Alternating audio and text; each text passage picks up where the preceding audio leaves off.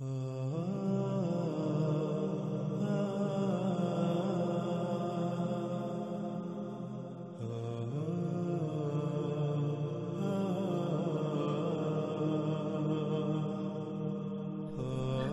یہاں ایک اور بات واضح کرنا بہت ضروری ہے، اور وہ یہ کہ روایات میں یثرب، جسے مدینہ المنورہ بھی کہا جاتا ہے، وہاں سے ایک آگ کے ظاہر ہونے کا ذکر ملتا ہے، اور قرب قیامت ساتھ زمین کی گہرائیوں سے نکالی جانے والی آگ کو اس پر منطبق کر دیا جاتا ہے، اور پھر یہ کہا جاتا ہے کہ یہ علامت و شرط ماضی میں پوری ہو چکی۔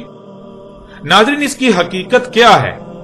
حقیقت جاننے کے لیے پہلے روایات میں یثرب مدینہ المنورہ میں ظاہر ہونے والی آگ کے بارے میں جو باتیں ملتی ہیں انہیں سامنے رکھنا ہوگا، لیکن اس سے پہلے یہ بات ذہن میں ہونا لازم ہے کہ جب بھی اس آگ کا ذکر کیا جاتا رہا تو آج تک یہی تاثر دینے کی کوشش کی گئی کہ عرب ایسی کسی آگ سے پہلے بالکل ناواقف تھے، اور اس آگ کے حوالے سے انتہائی عجیب و غریب دیومالائی قصے و کہانیاں منسوب کیے جاتے ہیں، صرف اور صرف اس لیے کہ اس آگ کو ایک ایسی آگ ثابت کرنے کی کوشش کی جاتی ہے جو مافوق الفطرت ہو، جس کی کوئی وجوہات نہیں تھیں، اور ایسا صرف اور صرف اس لیے کیا جاتا رہا کہ قرب قیامت ساتھ نکلنے والی آگ جو الساعۃ کی آخری اور بڑی اشراط و علامات میں سے ایک ہے، اس کے حوالے سے جتنی بھی روایات ملتی ہیں ان کو اس آگ پر منطبق کیا جا سکے،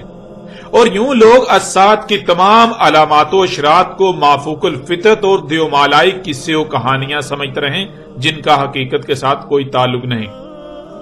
حالانکہ ناظرین، حقیقت تو یہ ہے کہ اس آگ کے ظہور سے پہلے بھی عرب اس آگ سے بخوبی واقف تھے جسے الحجاز سے نکلنا تھا، جس کے بارے میں رسول اللہ علیہ السلام نے کہا تھا کہ یہاں ایک آگ کا سیلاب قید ہے جو عنقریب نکلے گا۔ عرب اس آگ سے بخوبی اس لیے واقف تھے کیونکہ عرب میں پہلے بھی کئی بار اسی آگ کا ظہور ہو چکا تھا، وہ پہلے بھی کئی بار اس آگ کو دیکھ چکے تھے۔ اب آتے ہیں اس آگ کی طرف کہ وہ آگ کیا تھی، کہاں سے آئی اور اس کی وجوہات کیا تھی۔ سب سے پہلے اس آگ کے بارے میں تاریخ میں جو ذکر ملتا ہے اسے آپ کے سامنے رکھتے ہیں۔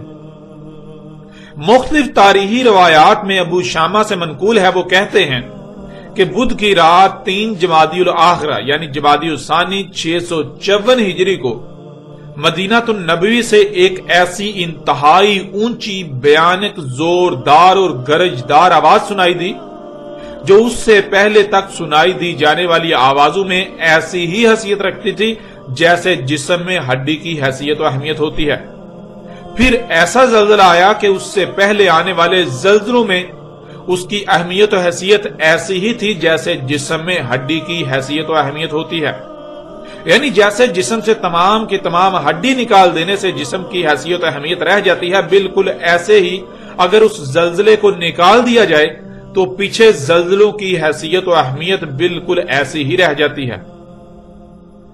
یعنی انتہائی تیز بیانک زلزلہ آیا، زمین پھٹ کر اس میں گڑے پڑ گئے، دیواروں، چھتوں، لکڑیوں اور دروازوں کو ہلا کر رکھ دیا، اور یہ سلسلہ مسلسل اس مہینے کی 5 تاریخ جمعہ تک جاری رہا۔ یعنی 3 دن مسلسل زوردار گرجدار آوازیں آتی رہیں، جس سے 3 دن مسلسل شدید زلزلہ آیا رہا، زمین پھٹتی رہی اور در و دیوار ہلتے رہے۔ پھر اس آگ کے بارے میں کہا گیا کہ اس میں بہت زیادہ شعلے تھے، جن میں 3 تو بلند و بانگ میناروں کی طرح تھے۔ اس کے علاوہ مزید اس آگ کے حوالے سے ملتا ہے کہ وہ آگ کا ایک سمندر تھا جو دریا کی طرح بہتی تھی۔ اس آگ میں بجلی کے کڑکنے جیسی کڑک تھی۔ وہ آگ پہاڑوں اور پتھروں کو کھا جاتی تھی، یعنی پہاڑوں اور پتھروں وغیرہ کو، جو پہاڑ اور پتھر وغیرہ اس کی زد میں آتے یا تو وہ آگ کے نیچے دب جاتے یا پھر وہ پگھل کر وہی آگ بن جاتے، وہ آگ انہیں پگھلا دیتی۔ وہ آگ کا دریا بہتا بہتا مدینہ کی مشرق کی جانب آ گیا، جس سے عراق کی طرف آنے جانے والے رستے بند ہو گئے، یعنی وہ رستے اس آگ کے دریا کی لپیٹ میں آ گئے۔ پھر اس طرح کچھ تاریخی آثار میں یوں مذکور ہے کہ سنائی دی جانے والی آواز بالکل ایسی ہی آواز تھی جیسے زوردار بادل گرجتے ہیں، پھر شدید زلزلہ آیا جو 3 دن تک مسلسل جاری رہا، یعنی وقفے وقفے سے آوازیں سنائی دیتی رہیں، گرجدار، اور وقفے وقفے سے 3 دن تک مسلسل زلزلہ آتا رہا۔ زمین پھٹی اور اس میں سے آگ کا بہتا ہوا سمندر نمودار ہوا، جو بہتا ہوا مدینے کی حدود تک آ پہنچا۔ مدینہ کی حدود پر ایک بہت بڑا پتھر یعنی پہاڑی تھی۔ اس آگ نے اس پتھر یعنی اس پہاڑی کی اس سمت کو جلا کر کوئلے کی طرح کالا کر دیا جو مدینے کی متضاد سمت تھی، اور اس کا جو رخ مدینے کی طرف تھا اسے کچھ بھی نہ ہوا اور وہ آگ وہیں ٹھنڈی پڑ گئی۔ ناظرین، تاریخی آثار میں، روایات میں اس آگ کی ہولناکی کا اندازہ یوں لگایا جا سکتا ہے کہ مدینہ میں ہر کوئی تھر تھر کانپ رہا تھا، ہر کوئی یہی سمجھ رہا تھا کہ جیسے اسات قائم ہونے والی ہے اور اب کوئی بھی نہیں بچے گا۔ تمام کے تمام اہل مدینہ محمد رسول اللہ علیہ السلام کی قبر کے گرد جمع ہو کر گڑ گڑاتے رہے۔ ہر کوئی چیخو پکار کر رہا تھا، ہر کوئی توبہ کر رہا تھا۔ ایسا منظر تھا کہ ہر کوئی بلند آواز میں اپنے ہر گناہ، اپنے ہر جرم کا اعتراف کر رہا تھا اور آئندہ اللہ کا خالص غلام بننے کا عہد کر رہا تھا۔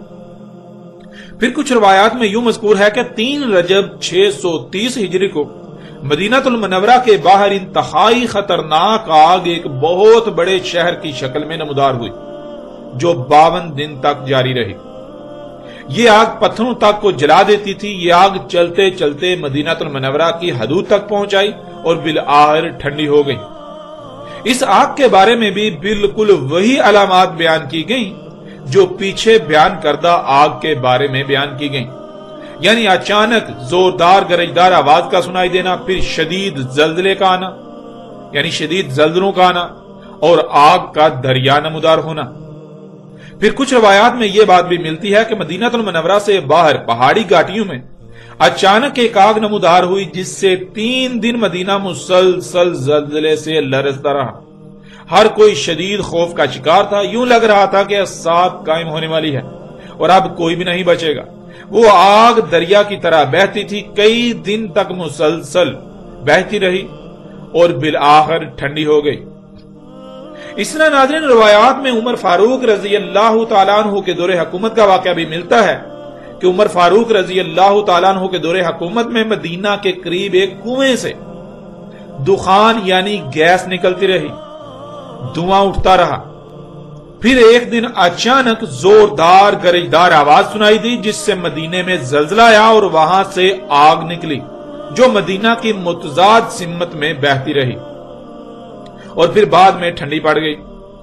یہاں ناظرین یہ بات واضح رہے کہ عمر بن خطاب رضی اللہ تعالیٰ عنہ کے دور حکومت میں نکلنے والی آگ اور زلزلہ، یہ دونوں واقعات بیک وقت رونما ہوئے، مگر انہیں 2 مختلف واقعات بنا دیا جاتا ہے۔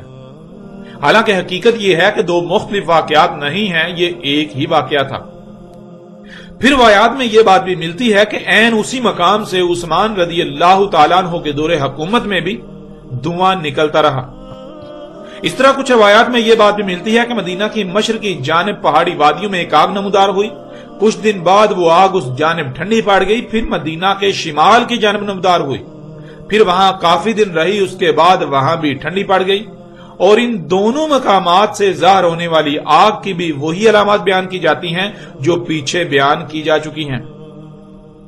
پھر ناظرین ایک ایسی آگ کے ظہور کا بھی ذکر ملتا ہے جو کہ مکہ سے بھی دیکھی گئی، یعنی ایک ایسی آگ بھی ظاہر ہوئی جسے اہل مکہ نے بھی دیکھا، اور وہ آگ بھی بالکل انہی خصوصیات و علامات کی حامل تھی جو یثرب یعنی مدینہ المنورہ کی گھاٹیوں سے ظاہر ہوتی رہی۔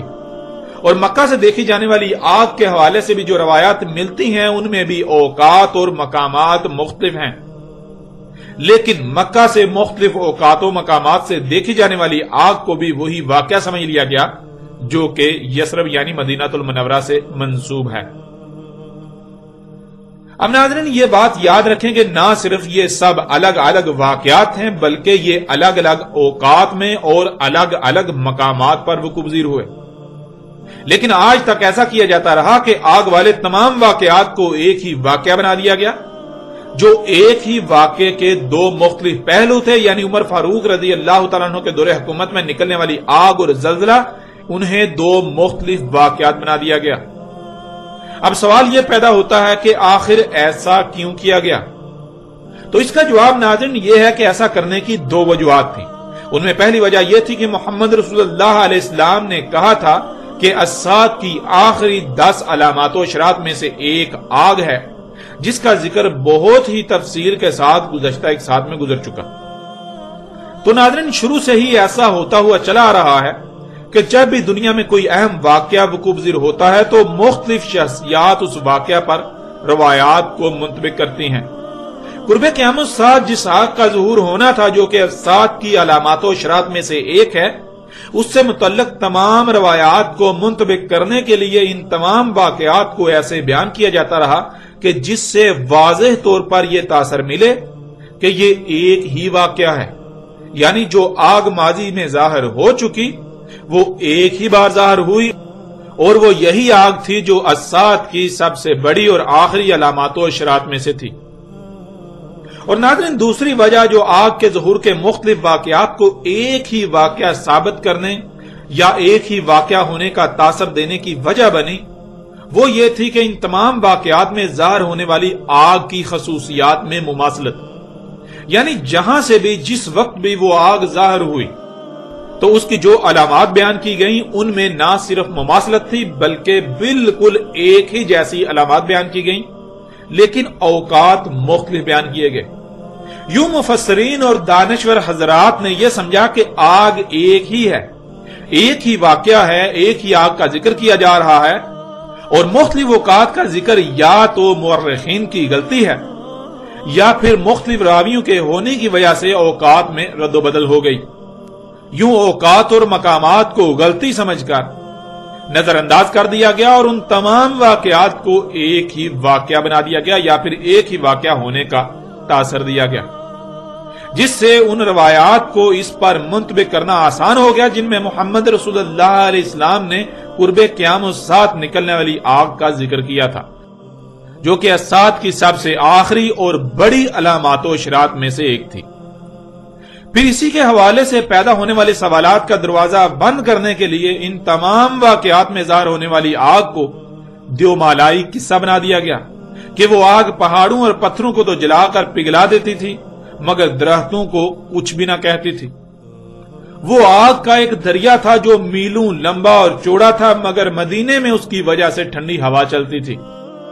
یعنی ناظرین ہر سچ کے ساتھ ایک جھوٹ بھی ملا دیا گیا، اور ایسا اس لیے کیا گیا کہ اگر کسی کے ذہن میں اس آگ کے متعلق کوئی سوال پیدا ہو، مثلا اگر ایک ایسی ظاہر ہوتی ہے جو پہاڑوں اور پتھروں کو جلا دیتی ہے، انہیں پگھلا دیتی ہے، جو میلوں لمبی اور چوڑی ہے، ایسے بہتی ہے جیسے دریا بہتا ہے، سمندر کی مانند ہے، تو آخر وہ اتنی غیر معمولی آگ آ کہاں سے گئی؟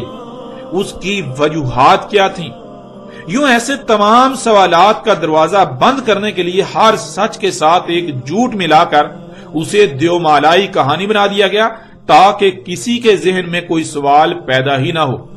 ماننے والے آنکھیں بند کر کے اسے سچ مان لیں اور جو غور و فکر کرنے والے ہیں ظاہر ہے وہ تو سوالات اٹھائیں گے اور پھر ان سوالات کا جواب تو ہوگا ہی نہیں۔ یوں اسے دیومالائی قصہ بنانے سے یہ ہوگا کہ تحقیقی ذہن جو غور و فکر کرنے والے لوگ ہیں وہ اس پر توجہ دینے کی بجائے اسے دیومالائی قصہ سمجھ کر نظر انداز کر دیں گے۔ یوں اس پر کسی قسم کا کوئی سوال نہیں اٹھے گا۔ اب آتے ہیں ناظرین حقیقت کی طرف کہ آیا حقیقت کیا ہے؟ ناظرین حقیقت تو یہ ہے کہ محمد رسول اللہ علیہ السلام نے دو طرح کی آگ کے ظہور کا ذکر کیا تھا۔ ایک وہ آگ جو بعد میں الحجاز سے مختلف اوقات اور مختلف مقامات سے ظاہر ہوتی رہی، اور دوسری وہ آگ جو اشراط الساعۃ کی سب سے بڑی اور آخری علامات و اشراط میں سے ایک تھی۔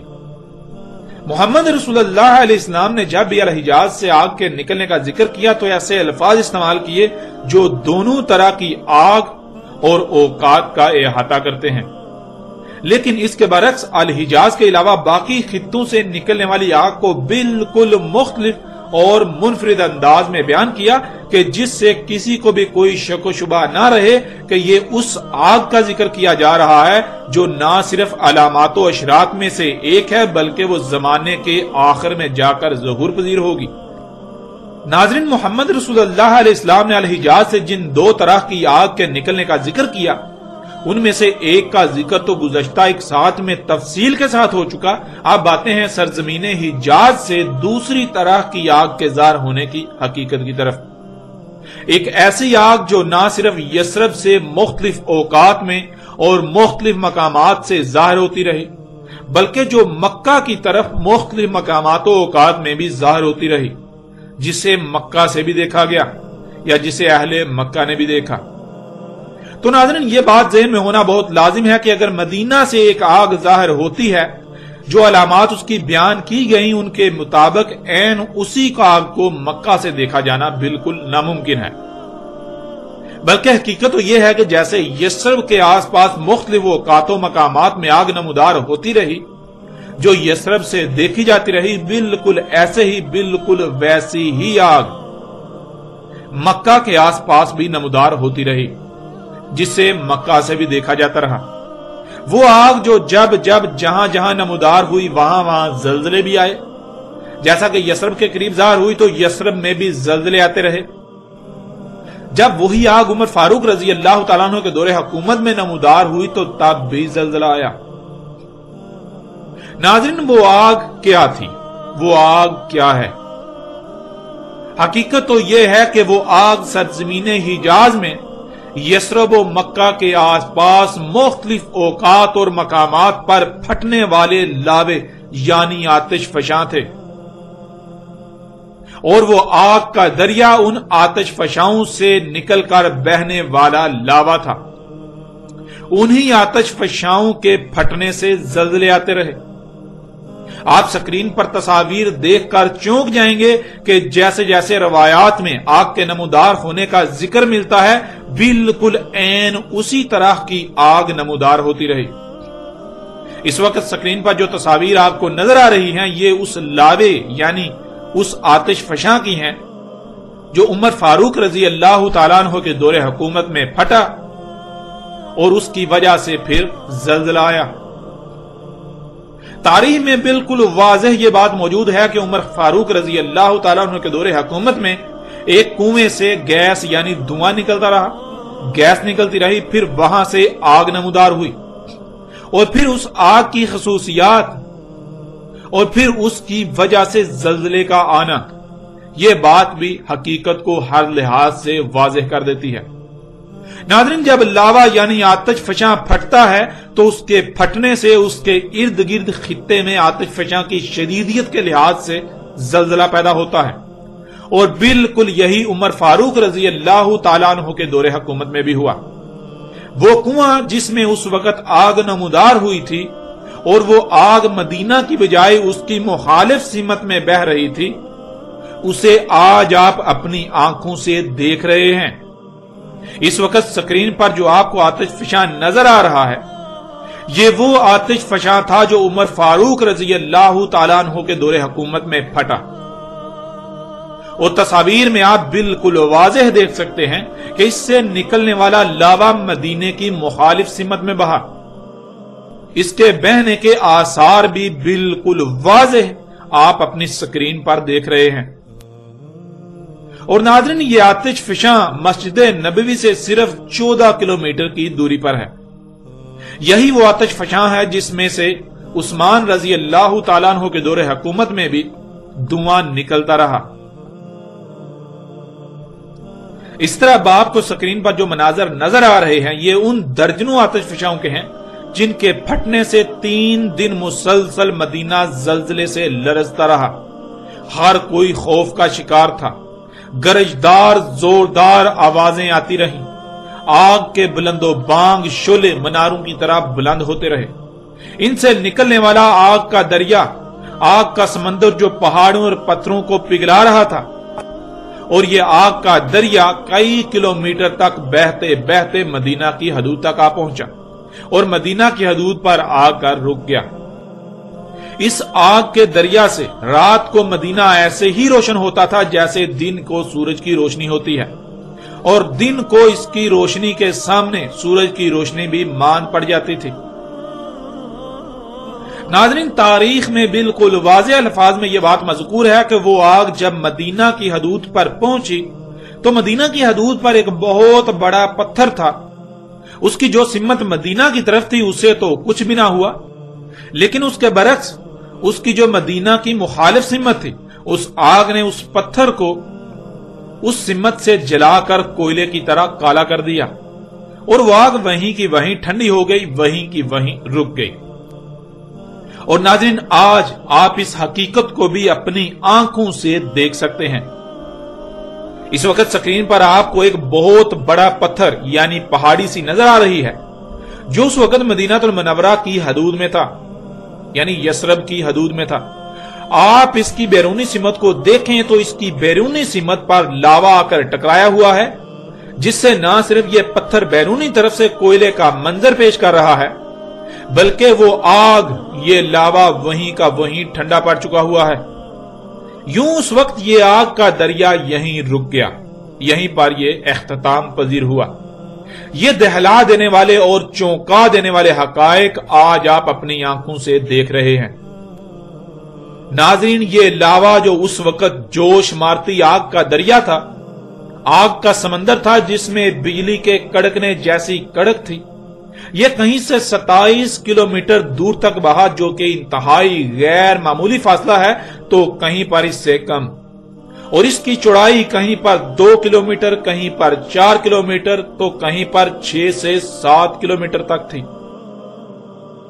इसी तरह यह आग का दरिया कहीं पर 25 किलोमीटर तक बहता बहता पहुंच गया, कहीं पर 16 किलोमीटर, कहीं पर 15, कहीं पर 13, तो कहीं पर 12 किलोमीटर या इससे कम या ज्यादा फासला तय करते करते पहुंच गया। यूं ये कमोबेश 52 दिनों तक आग का दरिया, आग का समंदर बहता रहा, ये आग नमूदार रही। ये तमाम मनाजर आज आप अपनी स्क्रीन पर देख रहे हैं।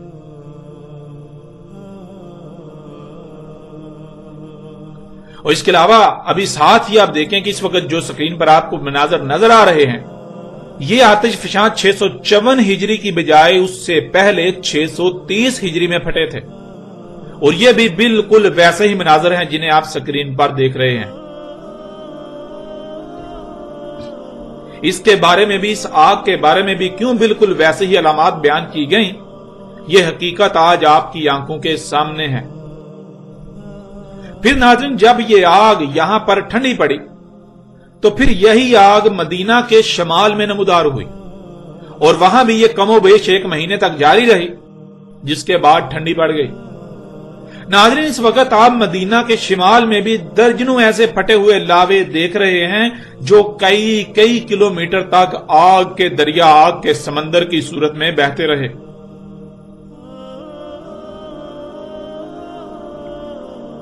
इसी तरह अगर मक्का की तरफ आए तो आपको यही आग मक्का के आसपास भी निकली हुई नजर आएगी। यानी जैसे मदीना के करीबो जवार पहाड़ी घाटियों में लावे फटे, बिल्कुल ऐसे ही मक्का के अतराफ पहाड़ी घाटियों में भी लावे फटे, जो आग के दरिया की सूरत में कई कई किलोमीटर तक बहते रहे।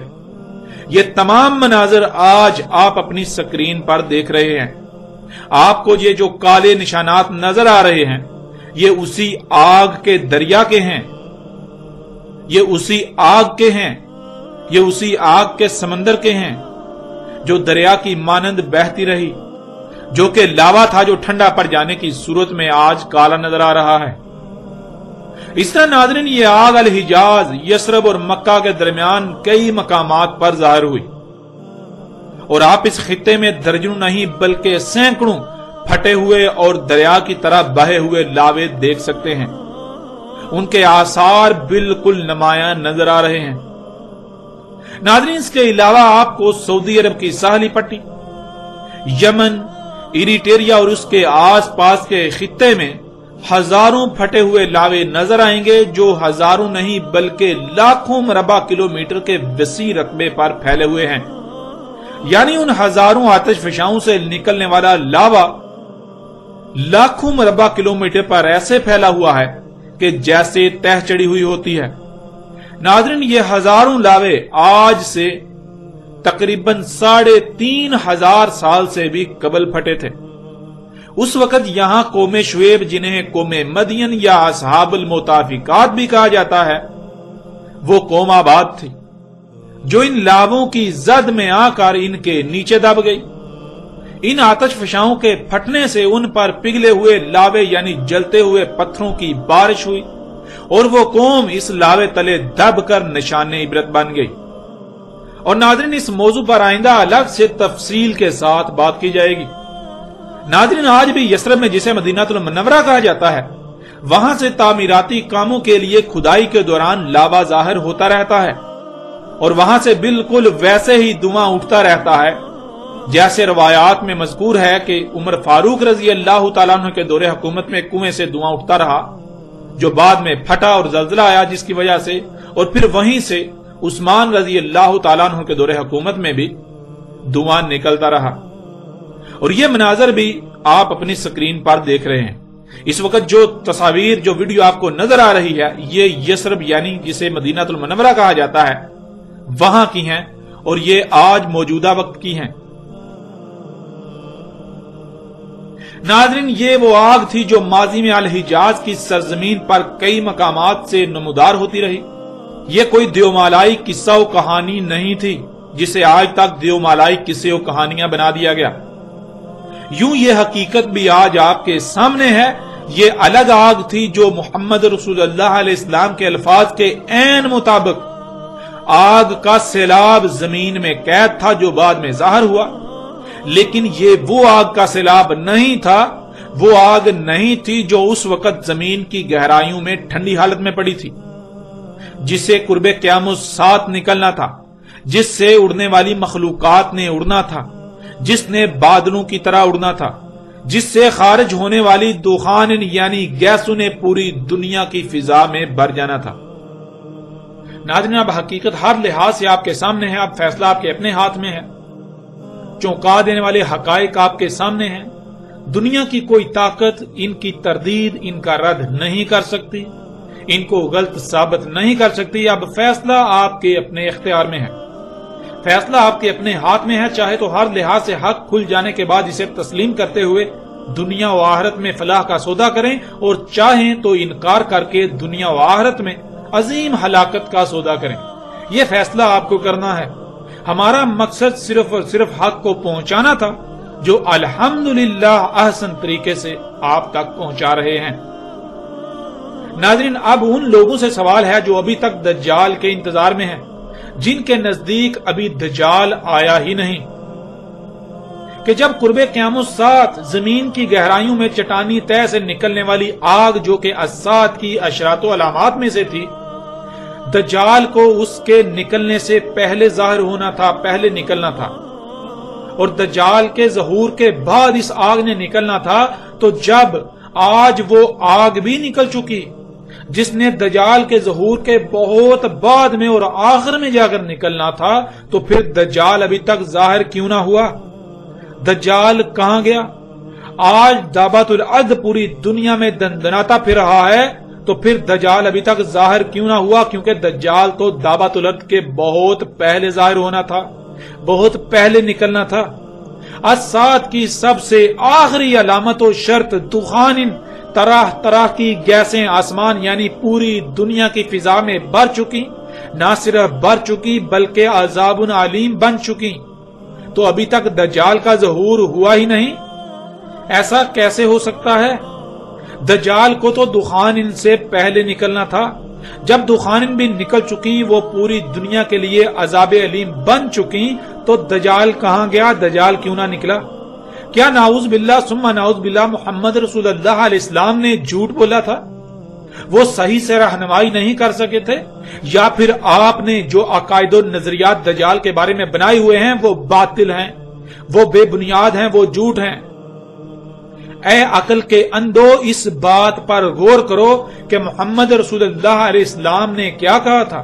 محمد رسول اللہ علیہ السلام نے کہا تھا کہ جب دجال نکلے گا اس وقت لوگ اس کو نہیں پہچان پائیں گے، دجال کی موجودگی میں لوگ اسے پہچان نہیں پائیں گے اور اسے اپنا رب بنا بیٹھیں گے۔ جب جن کی موجودگی میں دجال کو نکلنا تھا، جن کی زندگی میں دجال نے موجود ہونا تھا، وہ نہیں پہچان سکیں گے، انہوں نے نہیں پہچان سکنا تھا تو پھر جن کی زندگیوں میں دجال کا تصور تک بھی نہیں تھا، انہوں نے دجال کا پورا خاکہ کیسے بنا دیا؟ ان کی عقلوں میں دجال کیسے آ گیا؟ انہوں نے آج سے پہلے وہ جو تمہارے آباء و اجداد ہیں جن کے پیچھے تم اندھوں کی طرح چلے جا رہے ہو کہ ہمارے اسلاف نے، ہمارے بڑوں نے دجال کے بارے میں یہ لکھا تھا، انہوں نے کہا تھا ایسا ہوگا ویسا ہوگا، اس کے پیچھے بھاگ رہے ہو، ان کی عقلوں میں دجال کیسے آ گیا؟ جن کی زندگیوں میں نکلنا تھا ان کی عقلوں میں آنا ہی نہیں تھا، اور جن کی زندگیوں میں تصور تک نہیں تھا دجال میں، انہوں نے دجال کے پورے خاکے نقشے کھینچ دیے۔ یہ کیسے ہو گیا؟ کیا نعوذ باللہ ثم نعوذ باللہ محمد رسول اللہ علیہ السلام جھوٹے تھے، وہ غلط تھے اور تم سچے؟ اپنی آنکھیں کھولو، اپنی آنکھیں کھولو، ہوش کے ناخن لو، عقل سے کام لو، اس سے پہلے کہ دیر ہو جائے۔ فرات سے قرب قیام الساعت کے وقت ایسی قیمتی ترین شے، ایسا خزانہ جس کے سامنے باقی تمام کی تمام قیمتی سے قیمتی اشیاء کی چمک دمک مان پڑ جانا تھی، جب وہ بھی ظاہر ہو چکی، وہ خزانہ بھی ظاہر ہو چکا، تو پھر دجال ابھی تک کیوں نہ آیا؟ کیونکہ دجال نے تو اس سے بہت پہلے آنا تھا۔ ذرا غور کرو، کیا روایات میں یہ چیز، یہ بات موجود نہیں ہے کہ دجال کا ایک ید، ایک ہاتھ دوسرے کی نسبت لمبا ہوگا؟ اس کا جو لمبا ہاتھ ہوگا اس کو وہ سمندروں میں ڈالے گا، اس کا لمبا ہاتھ سمندروں میں جائے گا، سمندروں میں جا کر سمندر کے نیچے سطح زمین میں سوراخ کر کے اس میں داخل ہو جائے گا اور اس میں سے زمین کے خزانے نکالے گا۔ اے عقل کے اندھو غور کرو، کیا کوئی 5-6 فٹ کا شخص ایسا ہو سکتا ہے کہ اس کا ہاتھ اتنا لمبا ہو کہ جو 5-6 کلومیٹر گہرے سمندر میں داخل ہو اور پھر اس سے بھی نیچے آگے زمین کے اندر 5-6 کلومیٹر گہرائی میں جا کر وہاں سے خزانے نکالے؟ یعنی کیا ایسا ممکن ہے کہ ایک 5-6 فٹ کا ٹھینے قد کا شخص ہو اور اس کا 12 کلومیٹر لمبا ہاتھ ہو؟ کیا ایسا ممکن ہے؟ اے عقل کے اندھو غور کرو، آج یہ سب تمہارے سامنے ہو چکا، آج یہ سب تمہارے سامنے ہو رہا ہے۔ غور کرو، دجال کیا ہونا تھا؟ دجال نے رب ہونا تھا۔ کون سا رب؟ اصل رب یا نقل رب؟ دجال نے نقل رب ہونا تھا۔ تو نقل تو اصل کی آتی ہے، نقل کو اس وقت تک نہیں پہچانا جا سکتا جب تک کہ اصل کی پہچان نہ ہو۔ اگر تم یہ کہتے ہو کہ دجال ایک شخص ہے تو لا محالہ اس کا مطلب یہ ہے کہ تمہارے عقائد و نظریات یہ ہیں کہ دجال چونکہ نقل رب ہے تو اصل جو ہے وہ بھی پھر ایک شخص ہے، یعنی اللہ ایک شخص ہے، ایک 6 فٹ کا شخص ہے۔ تم یہ ثابت کرتے ہو اپنے اعمال سے، اپنے دعووں سے۔ ظاہر ہے نقل تو اصل کی آتی ہے۔ دجال جو کہ اصل نہیں نقل رب ہوگا، اگر وہ 5-6 فٹ کا ایک شخص ہوگا یا اس سے بھی ٹھگنے قد کا ایک شخص ہوگا، ٹیڑھی ٹانگوں والا، گنگریالے بالوں والا، تو پھر بلا شک و شبہ جس کی نقل ہے وہ تو اصل بھی تو ویسی ہی ہوگی نا، کیونکہ نقل تو اصل کی آتی ہے۔ تو غور کرو، کیا اللہ ایسا ہے؟ اگر دجال کو پہچاننا ہے تو پہلے اپنے اصل رب کو پہچانو۔ غور کرو، کون ہے جس نے تمہیں وجود دیا؟ کون ہے جو تمہیں آکسیجن دے رہا ہے؟ آکسیجن کیسے خلق کر رہا ہے؟ کون ہے جو تمہیں کھانے کو رزق دے رہا ہے؟ غور کرو، پیچھے فطرت پر جاؤ۔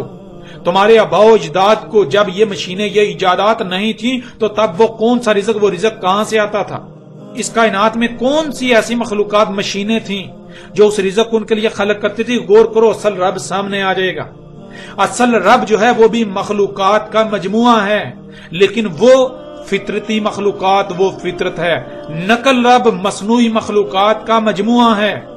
یہ ہے اصل اور نقل۔ جب تم نے اصل رب کو پہچان لیا تو نقل رب کو بھی پہچان لوگے۔ یوں حق ہر لحاظ سے تمہارے سامنے ہے۔ اصل رب تمام کی تمام فطرتی مخلوقات کا مجموعہ، وہی مخلوقات آگے مخلوقات کو وجود دے رہی ہیں، وہی مخلوقات دوسری مخلوقات کی ضروریات خلق کر رہی ہیں۔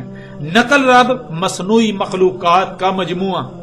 اصل رب بالکل پرفیکٹ، جو شے بھی خلق ہوتی ہے مکمل پرفیکٹ، کسی قسم کا اس کا نقصان نہیں، فائدے ہی فائدے اس کے استعمال سے، جیسا استعمال اس کا کرنے کی اجازت دی گئی۔ نقل رب دیکھو یہ مصنوعی جو اشیاء ہیں، مصنوعی مشینیں، یہ مخلوقات انسان کے اپنے ہاتھوں سے خلق کردہ، یہ جو کچھ خلق کر رہی ہیں، ان سے کیا ہو رہا ہے؟ کیا پوری زمین، پوری دنیا فساد زدہ نہیں ہو گئی؟ کیا یہ تمہارے نقل رب دجال نے، جسے تم اپنا رب بنائے ہوئے اپنے لیے مسیح سمجھتے ہو، اس نے پوری دنیا کو فساد زدہ نہیں کر دیا؟ پوری دنیا زمین و آسمانوں میں فساد نہیں کر دیا؟ تباہیاں نہیں آ رہی؟ حقیقت آج ہر لحاظ سے تمہارے سامنے ہے۔ تم اس وقت تک دجال کو نہیں پہچان سکتے جب تک تم اصل رب کو نہیں پہچان لیتے۔ تم سے اگر اصل رب اللہ کے بارے میں سوال کیا جائے تو تمہارے پاس جواب ہے ہی نہیں۔ تم یہ کہتے ہو کہ اللہ کا تو تصور بھی نہیں کیا جا سکتا، اللہ کیسا رب ہے، کیا ہے، اس کا سوچ بھی نہیں سکتے، تصور بھی نہیں کیا جا سکتا۔ جب اصل رب کا تم تصور ہی نہیں کر سکتے تو نقل رب کو کیسے پہچانو گے؟ اے عقل کے اندو ذرا غور کرو، کہاں قرآن میں لکھا ہے، کہاں اللہ نے کہا کہ تم اللہ کو نہیں پہچان سکتے؟ کہاں لکھا ہے؟ پورے قرآن میں تو یہی ایک بات ہے کہ آسمانوں اور زمینوں میں تمام کی تمام مخلوقات اللہ کی آیات ہیں، ان میں غور و فکر کرو اور اللہ کو پہچانو۔ تم ان میں غور و فکر کرو گے تو اللہ تک پہنچ جاؤ گے، اللہ کو پہچان جاؤ گے، اللہ کو جان جاؤ گے۔ تم جان لو گے تمہارا رب کون ہے، کیا ہے، کیسا دکھتا ہے، تم سب جان لو گے۔ لیکن تم نے اللہ کو بھی اپنے عقائد و نظریات کا ایک حصہ بنا دیا، تم نے اپنے ہی عقائد و نظریات کو اللہ کا نام دے لیا۔ جو اللہ ہے اس کا تمہیں علم ہی نہیں ہے، تم نے اپنے ہی باطل عقائد کو اللہ کا نام دے لیا۔ جو اصل رب ہے، جو اللہ ہے، تم اسے اللہ نہیں کہتے، تم اپنے عقائد کو، اپنے جھوٹے باطل نظریات کو اللہ کہتے ہو۔ اگر تمہارے عقائد اور نظریات کا رد کیا جائے، ان کو جھٹلایا جائے، ان کا انکار کیا جائے تو تم اپنے عقائد کا انکار اللہ کا انکار ٹھہرا دیتے ہو، اللہ کا انکار قرار دیتے ہو۔ تو اے عقل کے اندو غور کرو اس سے پہلے کہ دیر ہو جائے۔ یہ آگ جس کو آج ہر لحاظ سے واضح کیا جا چکا، یہ آگ تو دجال سے پہلے نکلنا تھی، جس کے لیے دجال کا پہلے موجود ہونا شرط تھا، لازم تھا۔ تو تم لوگوں سے یہ سوال ہے کہ کدھر گیا تمہارا دجال؟ جب یہ سب کچھ ہو چکا، آگ بھی نکل چکی، دخان عذاب علیم بن چکی، دابت الارض پوری دنیا میں دندنا رہا ہے، جب یہ سب کچھ ہو چکا تو تمہارا دجال کہاں گیا؟ اس کو تو ان سب سے پہلے آنا تھا، دجال کی وجہ سے ہی تو یہ سب ہونا تھا۔ تو غور کرو، تمہارا دجال ابھی آیا ہی نہیں۔ اے عقل کے اندو غور کرو، تم بنی اسرائیل کی نسل ہو، جو بنی اسرائیل نے کیا تھا تم نے بھی وہی کرنا تھا۔ تو غور کرو، کیا تم وہی نہیں کر رہے؟ بنی اسرائیل میں غور کرو، انہوں نے کیا کیا تھا، پھر اپنے گریبان میں جھانکو، تمہیں بنی اسرائیل میں اور خود میں ایک رائی برابر بھی فرق نظر نہیں آئے گا۔ حق اس قدر واضح ہو جانے کے باوجود بھی اپنی جہالت پر ڈٹے رہو گے تو جان لو دنیا و آخرت میں تمہیں ہلاکت سے کوئی نہیں بچا سکتا۔ اپنی عقلوں کا علاج کراؤ اس سے پہلے کہ وہ وقت آ جائے جب تم اپنی عقلوں پر ماتم کرنا شروع کر دو، لیکن تب بہت دیر ہو چکی ہوگی، تب سوائے ہلاکت و پچھتاوے کے کچھ نہیں رہے گا، کچھ تمہارے ہاتھ نہیں آئے گا۔ اپنے آباء و اجداد کی روش کو ترک کر دو، حق ہر لحاظ سے تمہارے سامنے آ چکا، حق کو تسلیم کر کے دنیا و آخرت میں ہلاکت سے بچ جاؤ۔ اے علماء کے نام پر، رہنماؤں کے نام پر انسانوں کی رہنمائی کے دعوے داروں، ان لوگوں کی آخرت کے بارے میں سوچو جو اندھوں کی طرح تمہارے پیچھے چل رہے ہیں۔ کیا آخرت میں ان کا بوجھ اٹھا پاؤ گے؟ آج تمہارے پاس وقت ہے اور یہ بھی جان لو یہ وقت بہت کم ہے۔ حق کو تسلیم کرنے کے لیے ایک دوسرے کی طرف مت دیکھو، آگے بڑھو ورنہ گزشتہ ہلاک شدہ اقوام کی طرح دنیا و آخرت میں بدترین ہلاکت کا شکار ہو جاؤ گے۔ جان لو تمہیں ہر لحاظ سے کھول کھول کر متنبہ کیا جا رہا ہے۔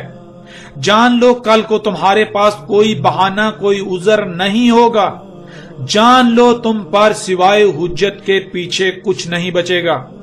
اے وہ لوگوں جو اندھوں کی طرح فرقہ پرستی میں ڈوبے ہوئے ہو، اس غلیظ ترین جوہر سے باہر نکل آؤ۔ اندھوں کی طرح علماء کے نام پر نبوت کے دعوے داروں، اللہ کے دشمنوں کے پیچھے مت چلو، غور و فکر کرو، حق تمہارے سامنے ہے، اسے تسلیم کر لو۔ آج جن کے پیچھے تم اندھوں کی طرح چل رہے ہو، کل کو یہ تمہارے کچھ کام نہیں آئیں گے، یہ تو خود چیخو پکار کر رہے ہوں گے، یہ تمہاری نصرت کیسے کریں گے؟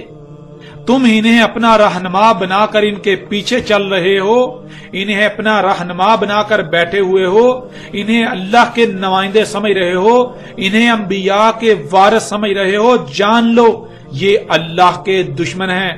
اگر یہ حق کی تصدیق نہیں کرتے، حق کی تائید نہیں کرتے، اگر یہ حق کی نصرت نہیں کرتے تو یہ اللہ کے دشمن ہیں، یہ انبیاء کے وارث نہیں ہیں، یہ اللہ کے نمائندے نہیں ہیں، یہ تمہارے رہنما نہیں ہیں، یہ رہنماؤں کی شکل میں، رہنماؤں کی صورت میں راہزن ہیں، یہ لٹیرے ہیں، یہ اللہ کے دشمن ہیں، یہ اللہ کے باغی ہیں، یہ بہت بڑے دھوکے باز اور مکار ہیں۔ ان کے دھوکے سے نکل آؤ، ان کی مکاری کو پہچان لو۔ حق تمہارے سامنے ہے اس سے پہلے کہ وقت ختم ہو جائے، اور وقت ختم ہونے ہی کو ہے۔